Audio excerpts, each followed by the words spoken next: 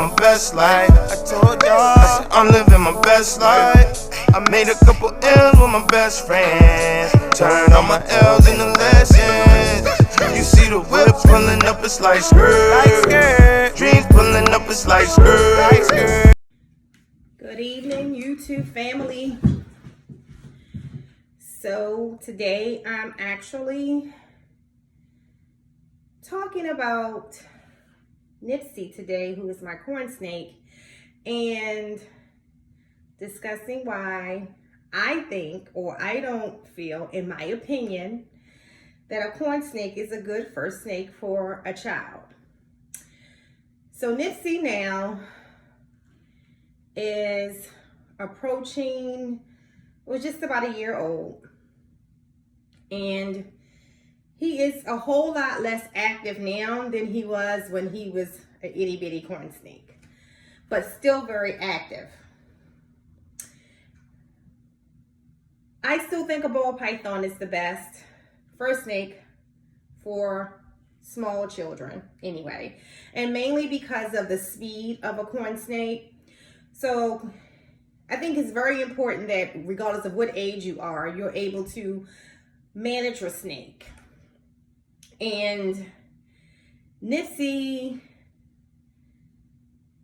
was always very, very, very active as a baby. Like I said, even now when you first get him out the enclosure, he's very active. He's just been out for about 15-20 minutes now, so he's a little calmer.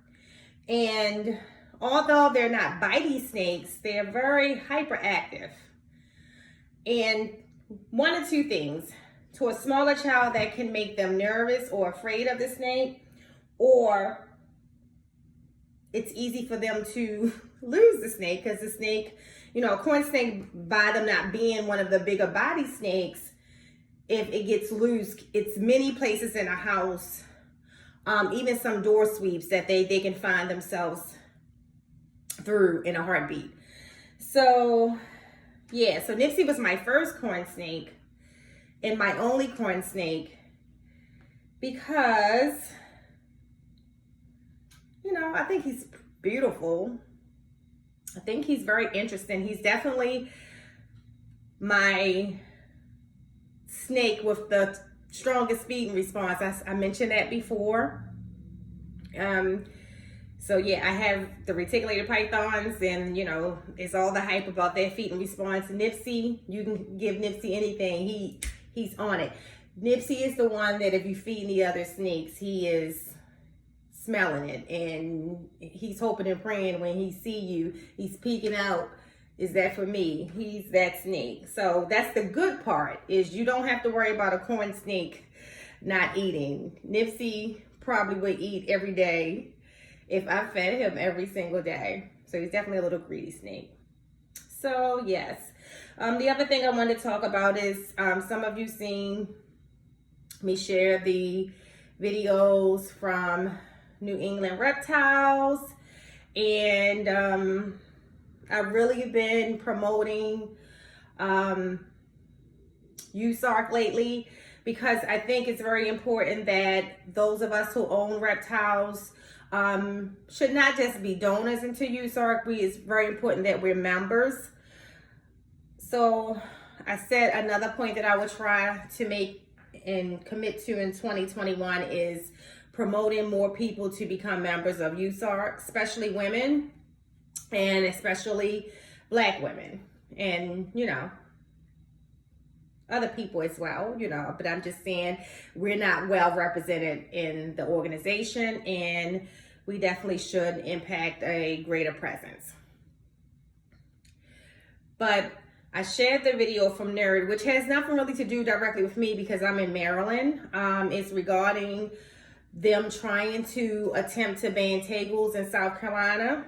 And this conversation for me and some of my reptile friends actually started earlier in the week. So what I wanted to say in this video today is, if you really have a passion for reptiles, and not just reptiles, arachnids, other animals, it starts from being very active in organizations and kind of putting your money where your mouth is, because it takes money to get representation with any legislative committee or any legal advice or presentation that you need in any legal matter, right? So, you know, it's a lot of us. And if we band together, we can stop a lot of these laws that have actually occurred. I can't imagine if someone told me that tomorrow I had to get rid of all my reptiles. I know I wouldn't do it. I'm just being honest. I know I wouldn't do it. But I wouldn't want to be placed in that situation where, you know, my reptiles are like drugs. You know, I can't have them legally, and we can't sell them legally. So, you know, we want to be where it's legal and we can show our passion and love for these animals at any cost. So if you've seen that video, you can go on to NERD's webpage. The link for the petition is there under change.org for NERD. You can actually go on their page on Instagram, and the link is there as well. The other ban that is being looked at right now and law that they're trying to pass is the ownership and or sale of animals or reptiles in or out of New York City. Now, again, I'm in Maryland, so I am very passionate about that one as well, because it's a trickle-down effect. If you're traveling between, you already have where some reptiles are already banned in New York. Like, for example, I know that they can't have certain pythons, or any pythons, if I'm not mistaken, in New York today, legally. New York and Maryland is a hop, skip, and jump away from each other.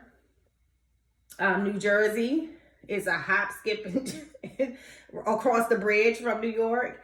And it's important that we stop that legislation too. Because what happens is that we lose our power to own reptiles. And last, what I want to say about reptiles is something I'm very passionate about, and I have shared with even family members. I believe that reptiles are health for the soul. I believe that they help with adults with personality disorders, mental disorders, ADHD, ADD, anger management, children who may be introverts or antisocial. Reptiles give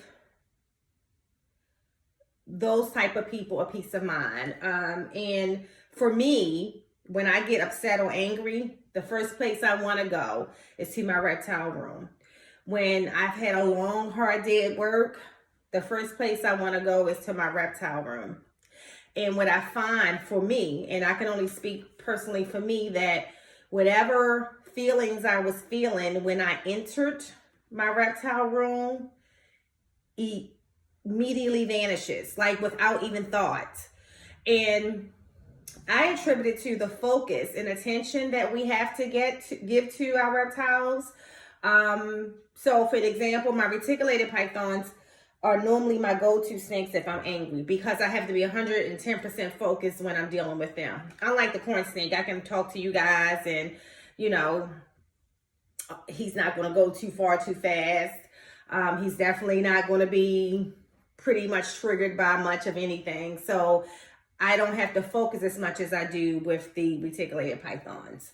The ball pythons, the beauty of them, sometimes I'll just lay them all out, because they are the group of reptiles that I own that I find are very social together.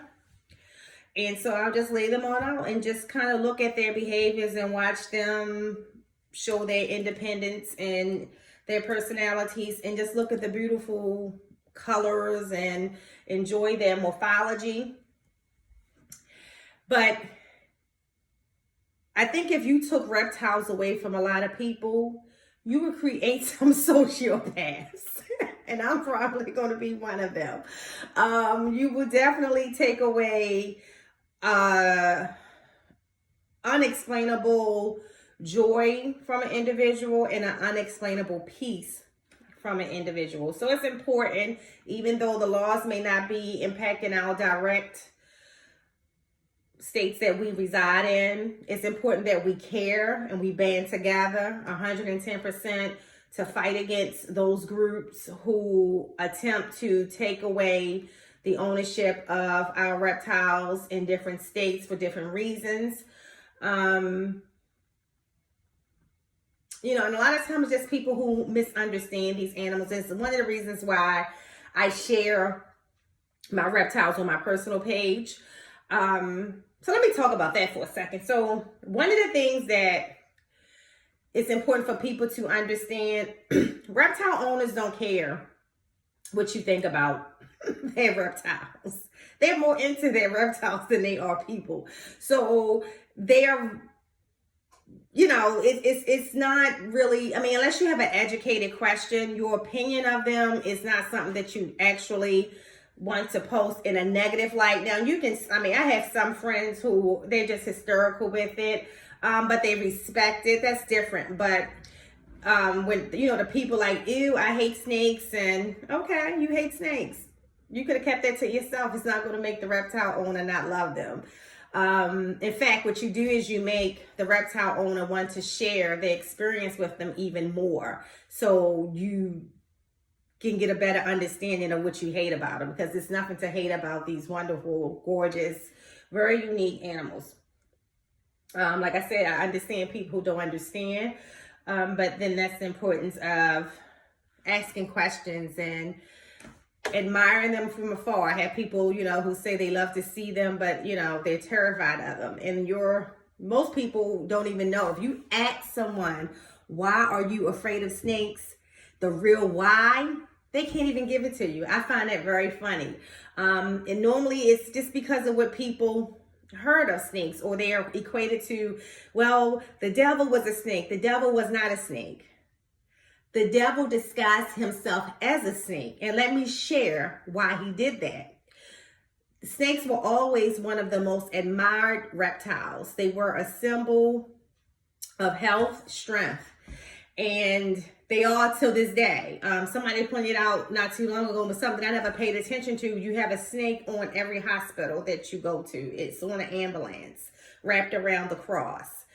But the snake was always a beautiful image in the Bible. The devil, who was once one of the smartest angels in the choir, chose to expose himself as a snake or as a serpent, because he knew that it would be attractive to Eve. So she wasn't attracted to the snake per se as the devil. She was attracted to the fact that it was a serpent, and the serpent spoke. So none of my snakes talk. I've heard people say, you know,